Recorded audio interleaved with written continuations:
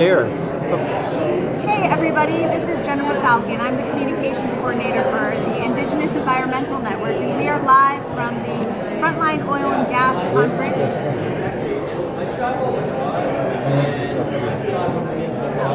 Should we start over? No, it's all live, so we'll just cut it off when we get done. But there was some blinking in the sound. My bad. Okay.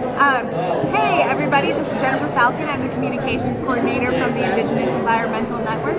And we are live from the FrontLine Oil and Gas Conference in Ponca City, Oklahoma.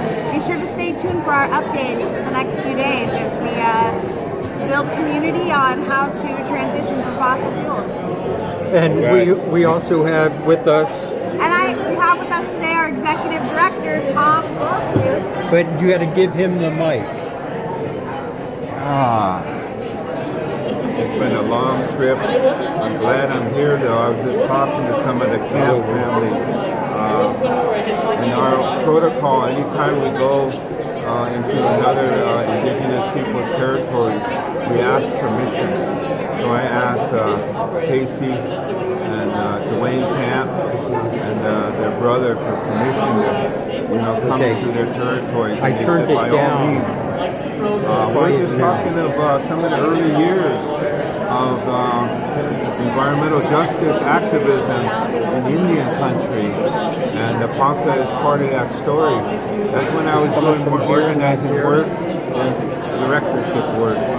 But we're taking on the ConocoPhillips oil refinery, the city of an oil refinery, but also dealing with the health issues of a small Ponca community next to Carbon Black.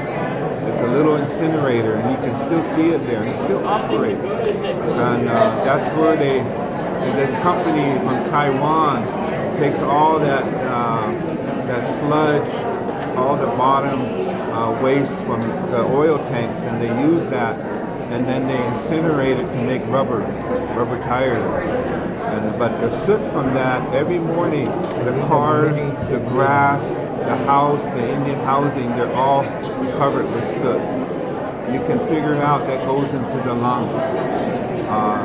I just drove by there with our crew coming in, and there's no housing there anymore. So they bought out. The company bought out to look good again. Okay. So this is one of the heart of oil industry. They call it oil capital of the United States. I'm sure Texas will compete with that. And now, of course, North Dakota with fracking. But it's good to be here. This oil, FrontLine Oil and Gas Conference, bringing together allies, working together, native and non-native, around this agenda of keeping fossil fuels in the ground. So it's good to be here. And there's a lot of people that are Indigenous Rising Media, our Indigenous Environmental Network, with the leadership of our new communications coordinator and our old school radio man here, Govinda, and our new school here, Columbia Hop. They're working on the Spirit Resitance radio van, but also on the indoors. We want to do podcasting. We want to get information out to Indian country and beyond. We want to use radio as well, along with videotaping. We have a long history since Standing Rock of video production, little shorts that tell the story of the community.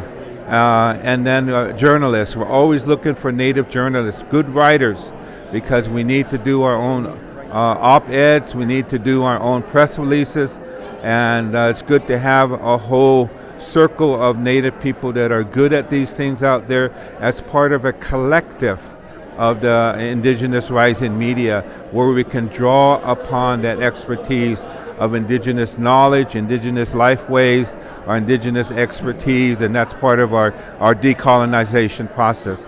Thank you very much. Tom Goldtooth, Executive Director of the Indigenous Environmental Network. You can visit us at www.ienearth.org.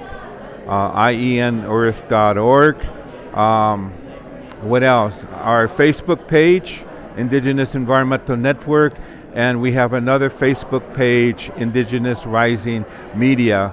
We're reactivating that, and with the help of Jennifer Falcon, who's with us. And we also always acknowledge our previous communications media director, Jade Begay, and she's engaged in film production, film work. So she helped set up the Indigenous Rising Media with the vision of making this collective. So thank you everyone, and we'll see you soon. I want to go back to you and give us an update as to the agenda in the next week.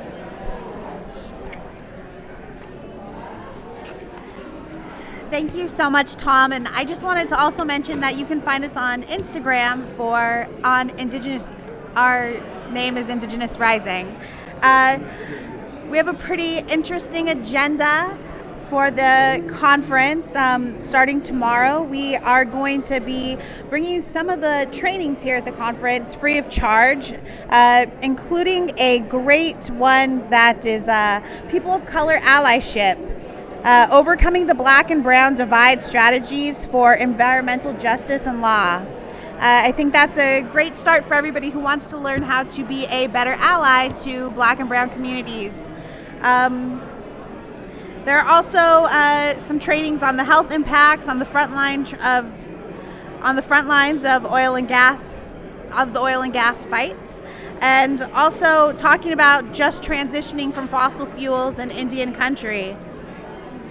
We are also going to have a panel on the epidemic of murdered and missing Indigenous women, because we know that oftentimes with pipelines and these fracking come man camps, and with man camps fuel the epidemic of missing and murdered Indigenous women. We'll get updates from everybody across the front lines, and we'll be having testimonials throughout the conference, so be sure to tune in and check out what's going on. And once again, we're with... And again, this is Indigenous Rising Media and Spirit Resistance Radio signing off. Website.